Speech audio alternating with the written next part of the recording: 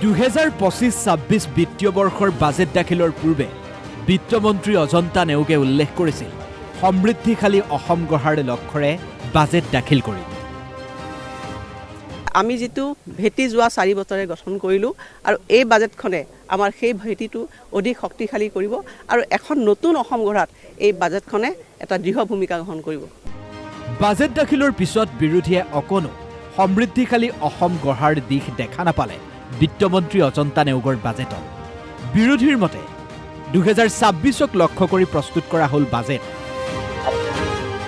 হিতাধিকাৰী আঁচনিয়ে ঠাহ খাই থাকিল বাজেটত।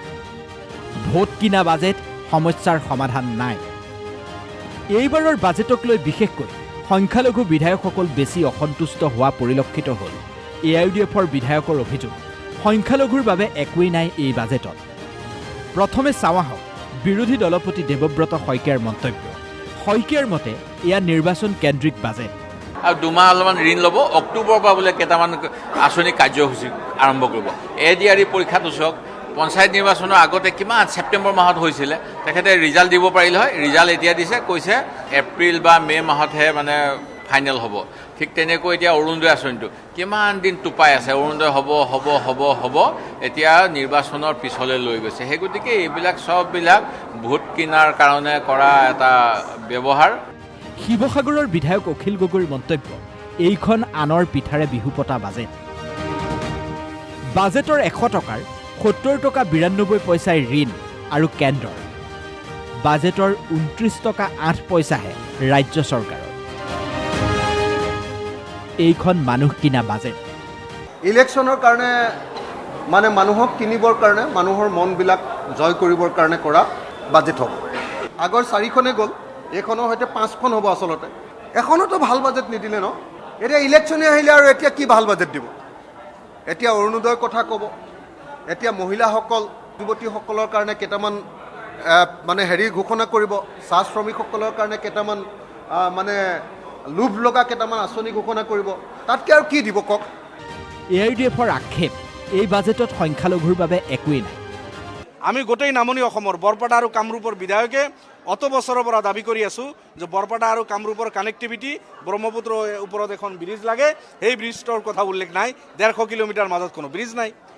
এই ধৰণৰ কথা, বৈষম্যমূলক আচৰণটো তেখেতসকলৰ আছে। সেই কথাটো আৰু জল পটপটা আজিৰ এই বাজেটত হৈছে।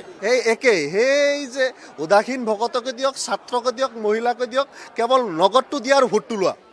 আৰু চাব এইবিলাকৰ বেছিভাগে 26ৰ নিৰ্বাচনত যদি হিমন্ত আহে আৰু যায়, তাৰপিছতে বেছিভাগে আঁচনি এইবিলাক বুমেৰাং হ'ব।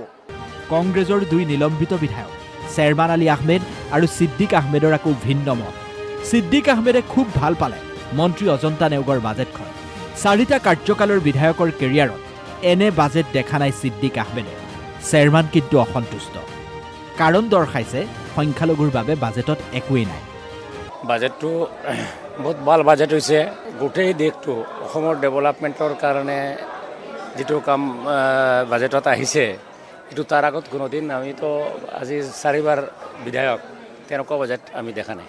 এই বাজেটখন মূলতঃ 2026 চনৰ নিৰ্বাচনক কেন্দ্ৰ কৰি ঘোষণা কৰা বাজেট।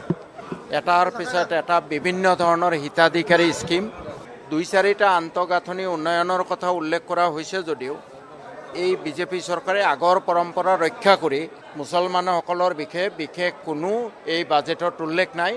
বাজেটে কৃষিখণ্ডক যথেষ্ট গুৰুত্ব দিয়া বুলি মন্তব্য কৰি বাজেটখনক উন্নয়নমুখী বুলি মন্তব্য কৰিলে মন্ত্ৰী অতুল বৰাই। মই ভাবোঁ যে মুখ্যমন্ত্ৰীৰ যি সপোন, দেশৰ অগ্ৰণী 5খন ৰাজ্যৰ তালিকাত আমাৰ ৰাজ্যখন অন্তৰ্ভুক্ত কৰিব লাগে। আৰু মই ভাবোঁ যে এই ক্ষেত্ৰত আমি নিশ্চিতভাৱে আমি সফল কাম হ'ব পাৰিম। অসম গণ পৰিষদৰ বিধায়ক ৰমেন্দ্ৰ নাৰায়ণ কলিতাৰ মতে এই বাজেটে মধ্যবিত্ত আৰু দৰিদ্ৰ সীমাৰেখাৰ তলৰ লোকক সকাহ দিব।